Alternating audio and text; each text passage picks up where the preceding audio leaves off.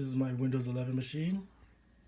Today I'll be talking about how unusual it is to copy and paste using shortcuts. I'm using the mouse and I'm going to be using the right click.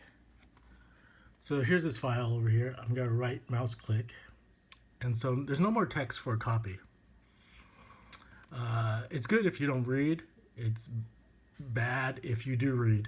So you have to figure out which one is copy.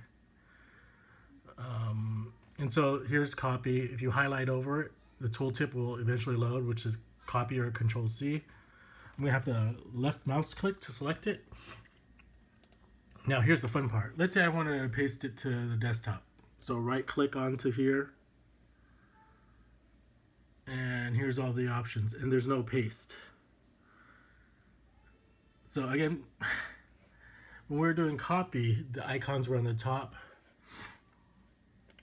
And then when you're doing paste, instead of the icons being on top, they might be on the bottom. So the paste icon is on the very bottom. Not very intuitive. I would expect it to be on the top of the pop-up when I right mouse click. So when I right mouse click on desktop, I would expect the paste icon to be on the top of the pop-up, but it's actually at the bottom. And I can left mouse click and paste it.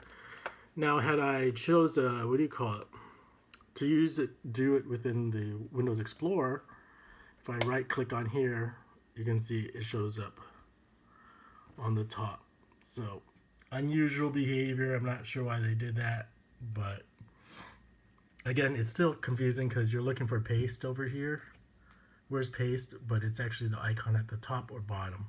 So, the moral of the story is when you're doing right click mouse for a shortcut,